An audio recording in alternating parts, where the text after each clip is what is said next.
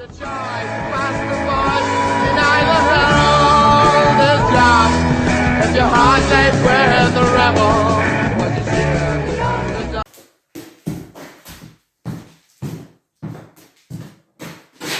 Hello everybody, it's Ariens, and today we're going to be making a video review of this 2013 Ariens Compact 22 snowblower. Now, there's a bunch of videos of Ariens snowblowers on YouTube already. Just search Ariens snowblower and you'll find a bunch of videos of old ones, new ones, deluxe ones, more basic ones, maybe even the single stage if you're lucky. I don't know why there's lack of videos of those. I think I'm going to do a review of the single stage if I can get my paws on one. But that's beyond the point. This is a 2-stage from 2013, and this was Ariens, I believe this was their base model 2-stage snowblower. Or one of their base model 2-stage snowblowers. Not really sure.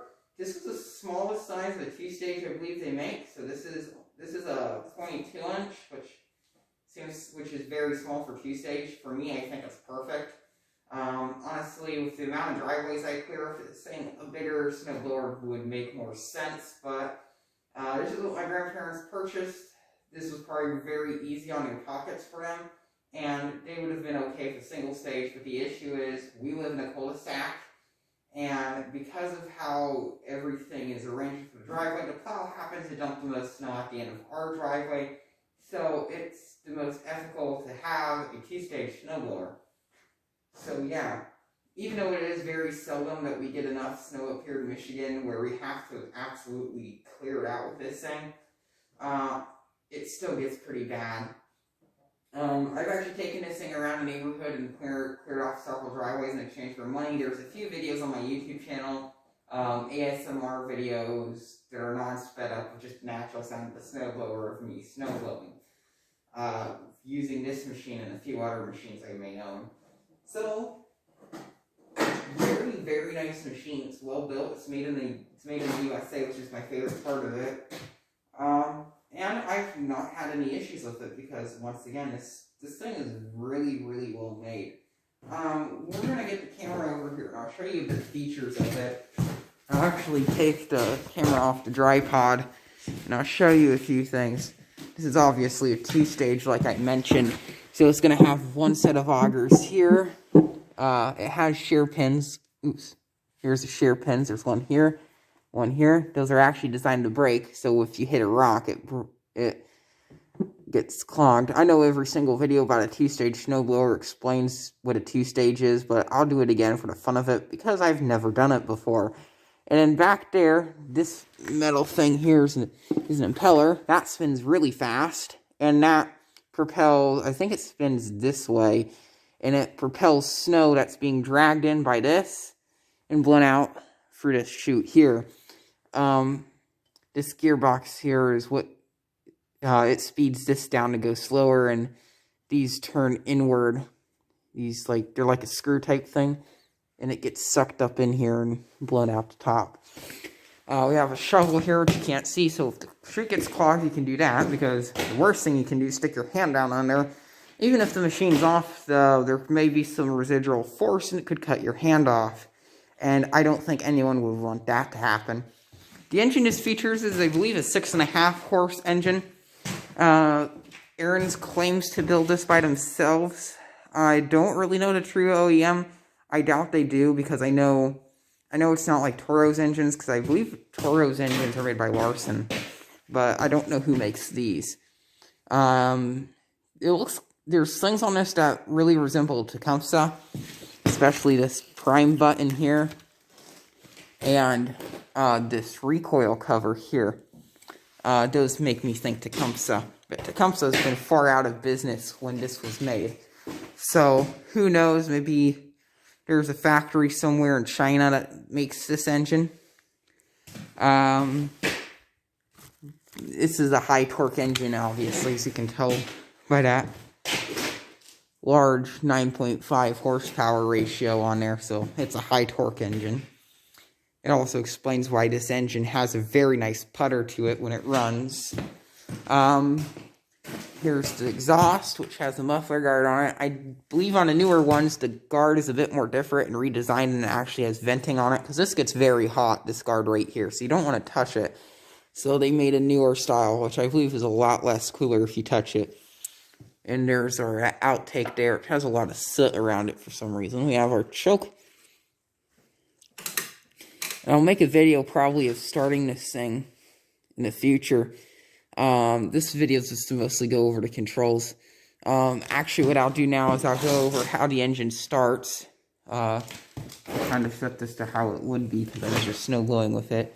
So, the first thing that you're going to do is obviously, for starting the engine, you're going to take your fuel cutoff and turn it to on. Second thing is you flip this switch here to run, you prime it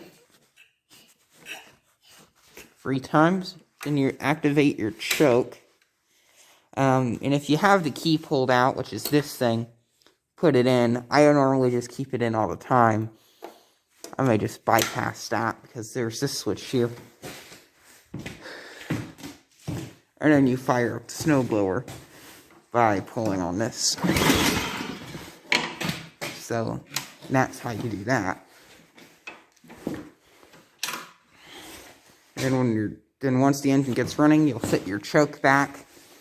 And then when you're ready to turn it off, you flip that switch down, and then you flip that thing to off. So that's how you do that. That's just your fuel valve, fuel cutoff there. Ooh, excuse me, I didn't mean to fart. I had a lot of soda this morning. That's the only thing that gets me out of bed. Right here we have an electric starter. What you do is if you just get an extension cord, you plug your extension cord into here. And then you press this red button, power goes to this electric motor and fires it up. I'll insert a video here of how that works.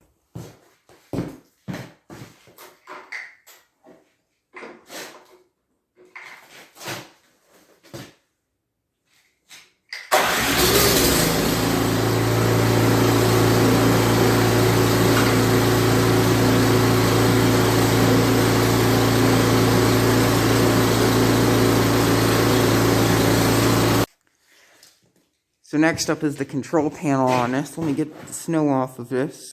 Good enough. So we have first here is our chute control, which is this lever here. Right goes left, left goes right. So that's how that works. We have our drive control, which is this lever. When this lever is engaged, it engages the self-propel on the wheels. And then we have our auger control. On this side, push down on this where the auger goes. We have our gears, we have 2 speeds reverse, and then we have 6 speeds going forward. And then right here we have a garage door opener, which is in a plastic bag for weather protection. So if I'm out snow blowing, I can close the garage door, so if I'm snow blowing, snow doesn't get inside of my garage. And look, it's already started to snow even more. Anyway, I think that's a good enough overview of this. One other thing I would like to show is if you have this auger thing held down, and you push down on your drive, this will stay held down too. So if you're in drive and you want that to stop, like if you get to a corner, just release on this one really quick, and then that will go up. And then you can pull back down on it.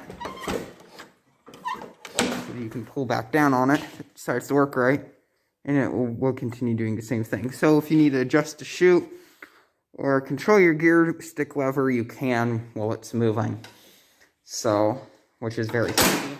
One other thing is you have this handle here.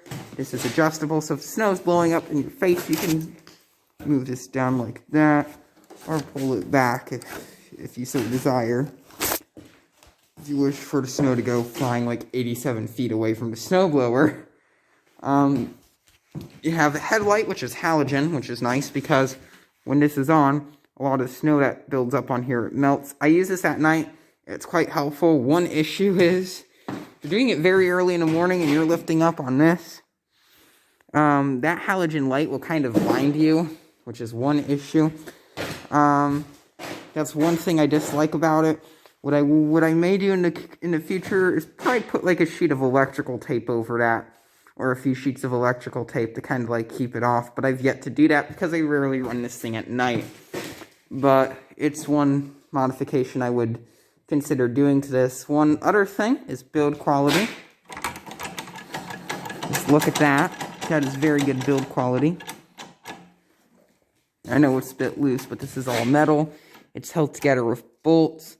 This frame here is metal. All of this is metal. One issue with the metal is that it could rust, but like, I'm kicking this. Look at how solid this is. It's not moving. Even this. I think this front piece here, just this little badge with the logo, that's plastic, but screw it. It's a decorative component. That's supposed to be plastic. This whole chute here is made out of metal. Chute controls all metal. Nothing, no cables or lines to freeze up like Toro's snowblowers. I really like Toro's snowblowers, but they have a lot of cables on them and stuff that can freeze up. I know how it is because my neighbor has a Toro and he's had the cable freeze up because he has the one with the joystick on it. I know Ariens, they have a higher end model for joystick that's up here, and then another one where it has chute control here, and that because I watch videos of these things so I can have a knowledgeable idea of the product, because I like this product. And my favorite thing about it, I said this already, this thing's freaking made in the USA. It's American muscle at its finest. So, yeah. That's all I really got to say about it. So yeah. We'll do a part 2 where I'll show this thing in action a bit, and I'll talk a bit more about the features.